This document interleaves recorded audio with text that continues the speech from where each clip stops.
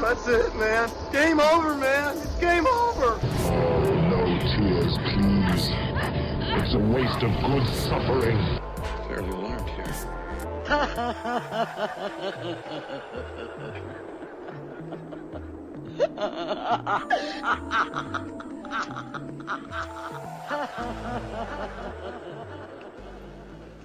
Welcome to Masters of the Nerdiverse presents Random Select, where we choose 8 random movies and pit them against each other until only one is the victor. I'm, of course, your crypt keeper of a host, Mike G, and I'm happy to welcome back to the podcast Winter Trash Monk III. Hello. Hello, Governor. And Brian. Hello, Puppet. Hello, Puppet. And Brian the Beast Man. Yo, what up? What an action star-studded panel we got this evening. What an Algonquin round table we got going. Boxing. Yeah, man. Yeah, man. Johnny Depp here. We got Johnny Depp here on the mic. We got Joe Piscopo in the back, Nice. flipping flapjack stuff. Dude, is there a burger somewhere? I'd love a burger. I would gladly pay you Tuesday for a hamburger today. One of my faves.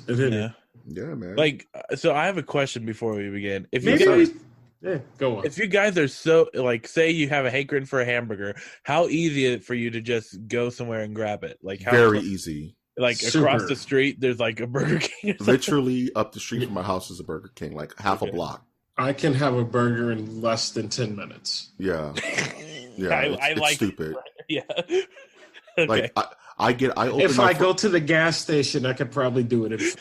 straight up. Well, microwave one for you. I don't know. Yeah, absolutely, man. 100%. I'm not saying it's good. I'm just saying a hamburger. I open my door, I fall off my step, and when I get up to brush myself off, there's a burger in my hand. It's stupid.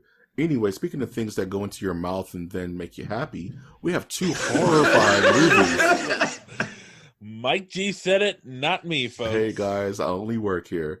So here for this random select, it's Halloween themed. Halloween spooks outside my window. Halloween. So It's we're Halloween. doing Be happy. Be Happy, Be Haunted. Don't worry. Be Happy. So we're going over 2 horrifying horror films that are very similar but very distant from each other. And funny enough, they both deal with alien invasion. One is the one of my favorite horror films of all time, the 1986 classic Night of the Creeps. What's the other one, Brian?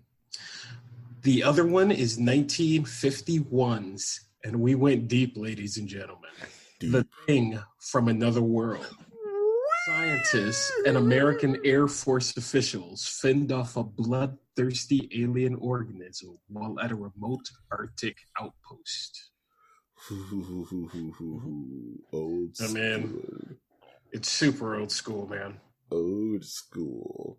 So for Night of the Creeps, this is a plot that is related to zombies, which mixes its own takes on the slasher and horror film genre. Teenagers, actually I wouldn't consider them teenagers, they're more college kids, have a sorority night they'll never forget. Oh, both of these movies are so different, but so the same.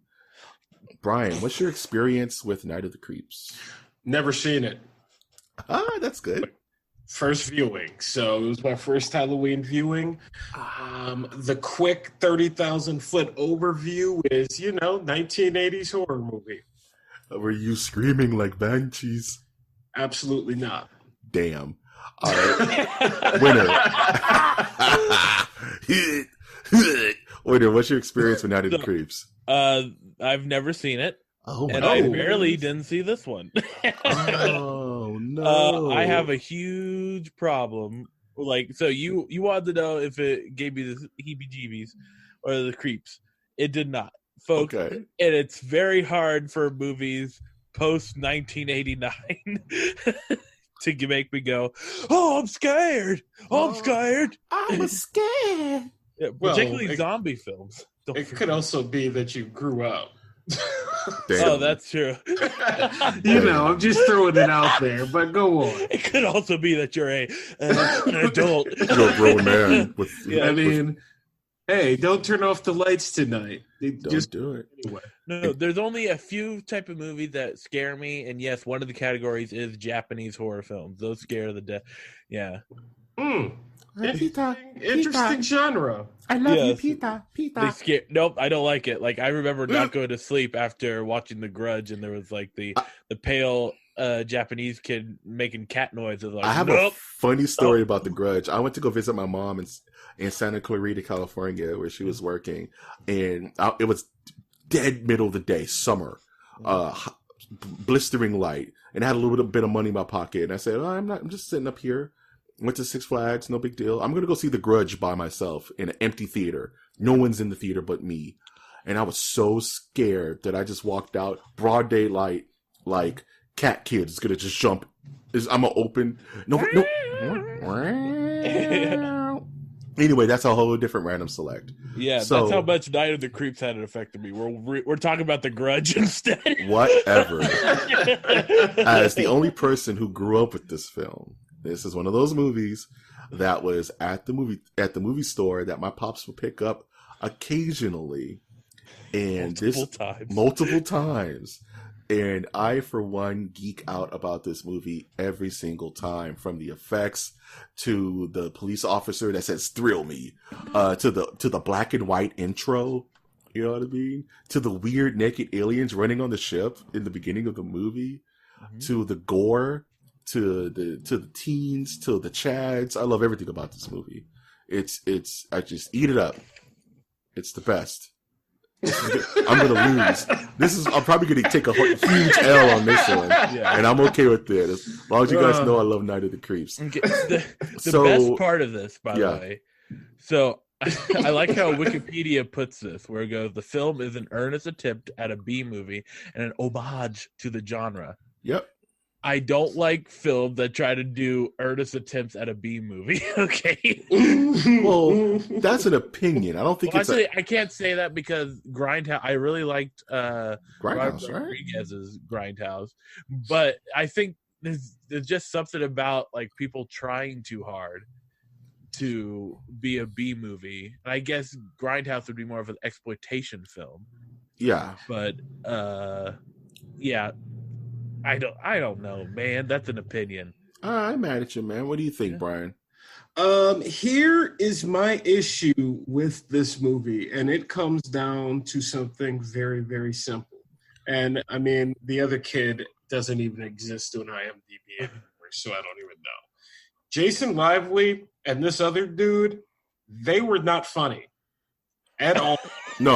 No, they were nerds. They weren't supposed to be funny. No, dude, their dialogue, the little back and forth that they were having, it was not funny. It was kind of annoying. And that is where my issue comes in with it, because Tom Atkins, loved him. Yeah, he's the best part of the movie. The Joe Whitlow, she was fantastic. Yeah. She was great.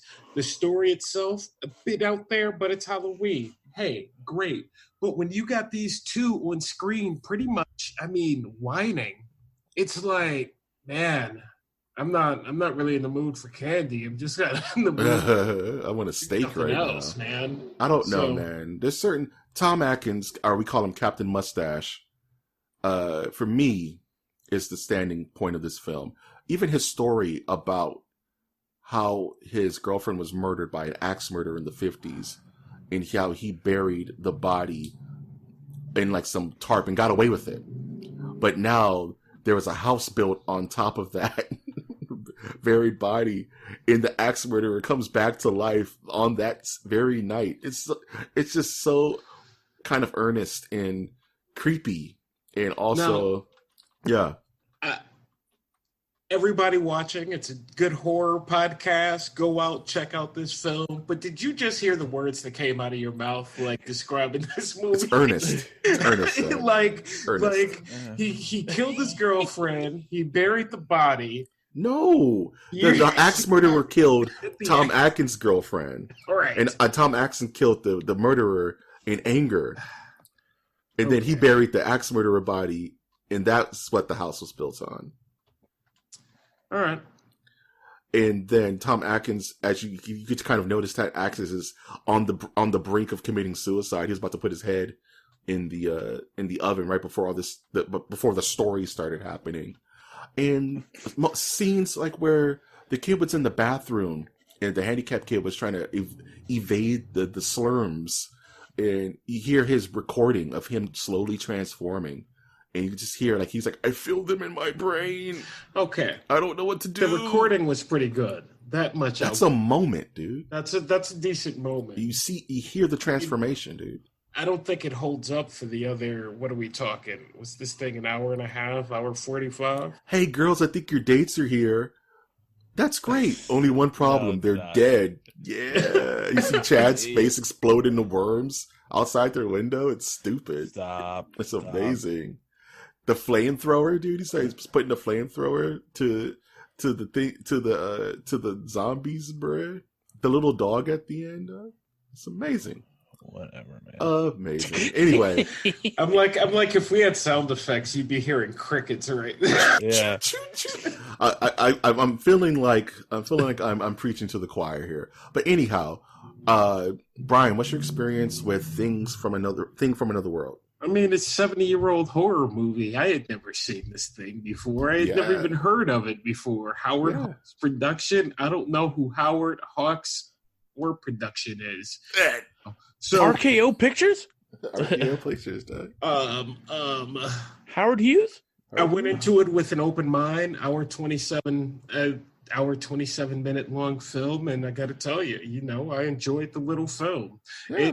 I think what I found interesting about watching, we have another one on the docket, these older films, is that it's genuinely a tad new, a tad refreshing to the eye and ears. So for me, I was a tad more interested. I mean, someone pulled off a Truman joke, for the love of God. I was like, they just make a Truman joke?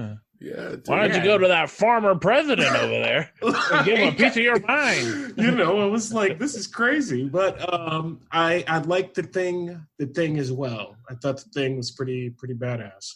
How about you, Winter? Yeah, so I've seen it before, and I have like a love-hate relationship with older black and white horror films, because there's a part of your brain that has to shut off, which is the brain that is growing up with CGI of like, well, that would have been really cool if they actually did like a CGI thing. Like, you have to shut that part of your brain off when you're watching these films. And also, like, I appreciate what they're able to do with what they have in front of them. So, yeah. It was interesting to see some genuine acting. I'll tell you that. Exactly. Yes. Everyone on film. Like you guys are alluding to, and just for the record, I've never seen this before either. Always known that the Thing, John Carpenter Thing, was a remake. It was a remake of A Thing from Another World. Just one of those movies. Like you said, it's a 70-year-old horror movie. It was never in the house, right? So I never got a chance to see it. But what's so fascinating about this movie is, like you said, what they were able to do back then. Like the scene where they pretty much douse this actor in kerosene and just put him full blaze. You know what I mean? For at least like a 45-second minute cut. No pulling away. It's actually mesmerizing knowing that there's a human in there. This is a special effect. Right. There's a dude in there, And it was contained. It was super contained, which is, it's like Alien. It just limits things for you, makes it easier to digest. So yeah, The Thing played by James Arnett, by the way. Thank you, absolutely. Of Gunsmoke. Rest in power, my man. And power. I can't take a single word you say seriously now. I did that for you, Winter. I did it all for you. Wow. You see this, Winter? It's all for you. That was last episode. Yeah. Talk about a Truman joke. This is the Truman Show. But I saw a lot of John Carpenter's The Thing in this movie. A lot of little nods, like, of course, the sled dogs A big part of this movie. What type of dogs? The sled dogs. Okay, got it. What you thought I said? I thought you said slut dogs. No, that's another podcast. I'm like, well, I don't know. where you're MOTN going. at night. That's MOTN after dark. After Things dark. get a there little you go. blue. It's getting a little blue here. There's a scene, the final scene where the monster dies. He's on that plaque, that kind of metal, that wooden plank, right? That's a scene straight out of the remake out of John Carpenter's version. And of course, like you said, the isolation, not necessarily of paranoia, but of just it's a siege movie. You know what I mean? They're under siege against this creature, and honestly, against the scientist, because he's not really working for the humans, is he? That scientist that's floating around. I mean, he's working for science. He's working for science. science. Never, regardless. Terrifying, dude, man. Him and Spock next to each other. That's The Earth is over, dog. You know what the line that jacked me up? He was like, "We are to stand here and die if it is to enhance science." And they're like, "Man, get this dude out of here." Who is he, man? Get him out of my face. This movie was interesting. There's a lot of good human parts. Like you said, the acting. The scene where this captain was mad because the girl, the main female, I would say protagonist, kind of put it out there that he was a lover boy. You know what I'm saying? He had loose hands and looser liquor, and he literally just cornered her and was like yelling at her. And I was like, this is the 50s, man. Are they gonna do something stupid? I was actually nervous. I was like, you were waiting, like, stop doing math. I was like, it's getting like you said, it's getting a little blue in here, man. I was not knowing where that was gonna go, but they had the deft hand to kind of play that off. And even though, kind of like as you guys were saying with Night of the Creeps, his subordinates, the soldiers under him, were not funny, even though they were trying to be funny. But it's 50s funny, so I kind of played it off. It's not my generation. But overall, the movie did have a certain creep level to it, especially because you didn't see that thing that often, which is it good. It was not easy. Spoiler alert! It was not easy to kill. No, man, that thing kept coming. That thing kept coming, and it kept coming randomly, and there was no music cues. And it got smarter. And it kept getting. It was turning. What do you mean they got the power, man? They're animals. Right. Let's put it this way. I don't ever want to be in a situation when I'm in the middle of the North Pole and something lands and it's indestructible and gets smarter. And I'll skip. I'll skip. I'm not that smart. I'm not that smart. I am so smart. SART. I mean SMART. So I hate to do it because I'm afraid, but we got to pit these two bad boys against each other. Brian, a fight. Ding ding fight. Who you got, Brian? Oh, the thing from another world is a first round knockout. Winner, who you got? Oh, thing from another world, man. You're on your own. For the sake of nostalgia and for the sake of 80s worm horror, I will die on this hill. Night of the Creeps. I screamed like a banshee. Oh, well. Like, if we were going to start a university and have, like, okay, these are the films that you must watch as a prerequisite, a thing from another world would be on the list. Meanwhile, I thought man. you meant like films about colleges, 80s. Oh no! I'm going like if we were going to start, if we were going to start an MOTN horror movie class, one of the prerequisites to take that class would be to watch Thing from Another World.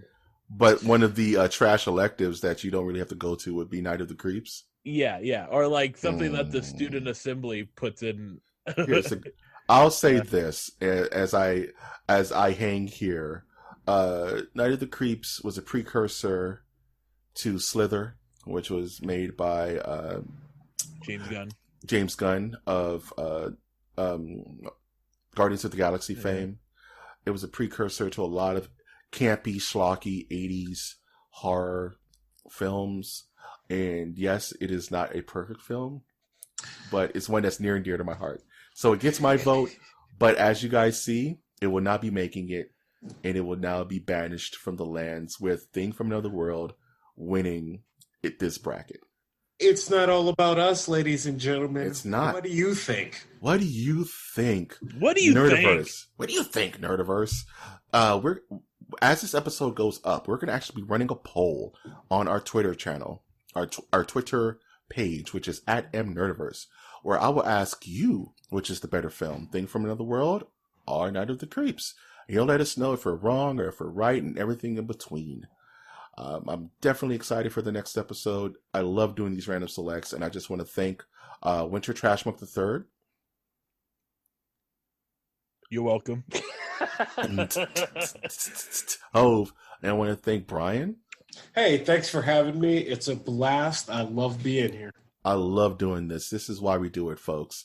And I want to thank you, the listener. If this is your first time experiencing the MOTN process, I want to thank you and welcome you to the Nerdiverse.